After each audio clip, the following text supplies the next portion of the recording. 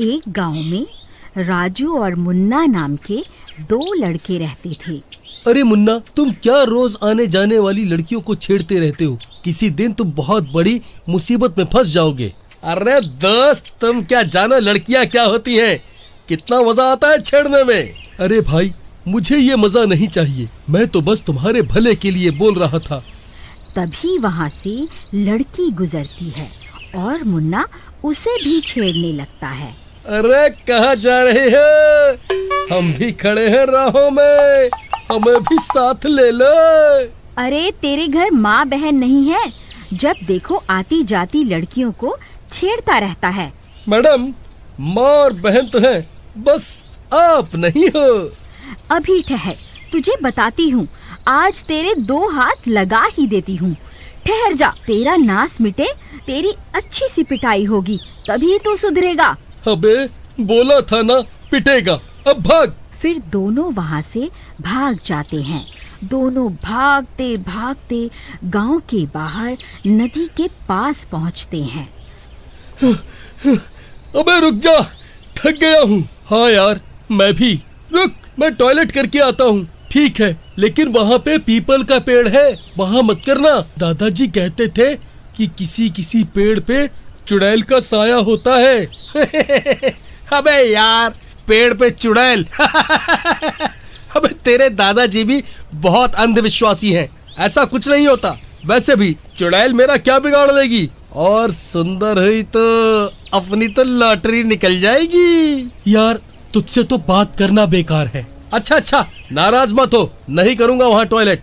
ऐसा कह के मुन्ना चला जाता है। ये राजू तो बहुत अंधविश्वासी है। पेड़ के नीचे टॉयलेट करने से चुड़ैल आती है। अब तो टॉयलेट करूँगा, फिर बताऊंगा ऐसा कुछ नहीं होता। ऐसा कह के मुन्ना टॉयलेट करने लगता है और ऊपर से एक चुड़ैल झांकने लगती है और सोचती है, क्या शिकार आया है। बड़ा ही सुंदर और ताकतवर लड़का है, इसके शरीर में घुस जाती हूँ। देखा, टॉयलेट भी हो गया और कोई आया भी नहीं। तभी वह पलटता है और उसके पीछे एक खूबसूरत लड़की खड़ी होती है। अरे, आप कौन हैं और मेरे पीछे क्यों खड़ी हैं? मुझे तुम बहुत अच्छे लगे राजा, मुझे भी साथ ले चलो अपने। अरे नहीं, मैं तो तुम्हें जानता भी नहीं, ऐसे कैसे ले चलूं?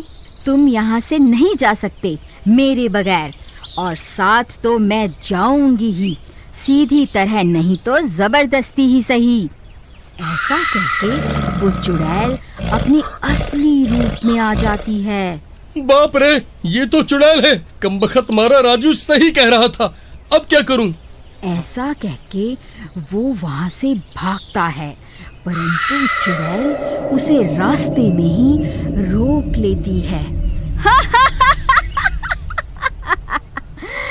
डार्लिंग, मैं तो साथ ही जाऊंगी, पर लगता है मुझे तुम्हारे साथ टेढ़ा ही होना पड़ेगा। तुम सीधी तरह से नहीं मानोगे। ऐसा कहके वो चुड़ैल मुन्ना के शरीर में प्रवेश कर जाती है। उधर काफी देर इंतजार करने के बाद राजू मुन्ना को ढूंढते हुए वहीं आ जाता है। अबे, क्या टंकी खाली कर रहा था? इतना टाइम लगा दिया। अबे भाई, बोलेगा कुछ या नहीं?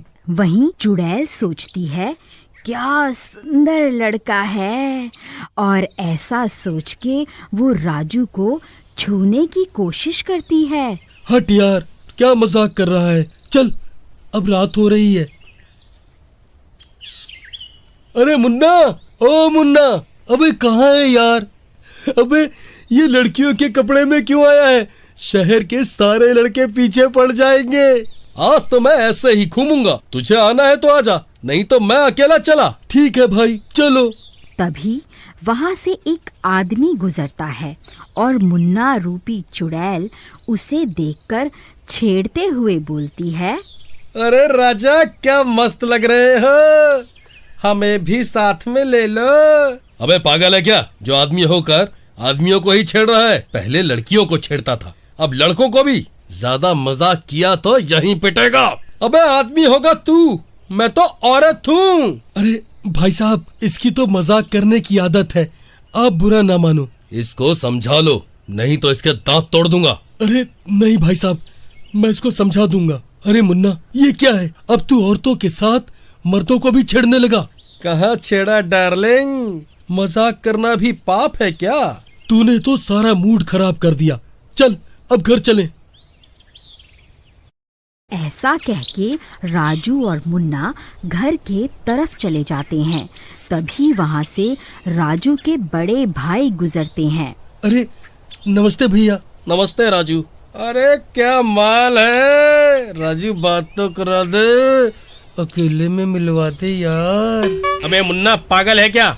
लगता है मार खाएगा। डार्लिंग, आपके हाथ से तो हम जहर भी खा लें, मार क्या चीज है। अरे भाई आप जाओ, ये पागल हो गया है, इसको घर छोड़ के आता हूँ। अरे आजा न राजा, साथ में चलें। अबे चल यार, भाई है वो मेरा, क्या मजाक कर रहा है। दोनों मुन्ना के घर की तरफ जाने लगते हैं। तभी राजू की निगाह मुन्ना के पैरों की तरफ पड़ती है। वो दिखता है इसके पाँव तो टेढ़े हैं, जैसे उसके दादाजी ने बताया था। मुन्ना तू यहाँ से घर चला जा, मैं कल सुबह फिर आऊँगा। ऐसा कह के राजू वहाँ से चला जाता है और जाके सारी बात अपने दादाजी को बताता है। राजू, मुझे लगता है मुन्ना पर कोई चुड़ैल का साया है। तुम रात में उसके कमरे की खिड़की से झांक के देखना। ठीक है दादाजी। राजू रात में मुन्ना के घर जाता है। मुन्ना के कमरे की खिड़की से झांकता है। वहाँ पे चुड़ैल मुन्ना को डरा रही होती है। मुझे तेरा शरीर बहुत अच्छा लगा, मैं तुझे कभी नहीं छोड़ूंगी। और तू तो औरतों को भी बहुत छेड़ता था, इसलिए कभी नहीं छोड़ूंगी।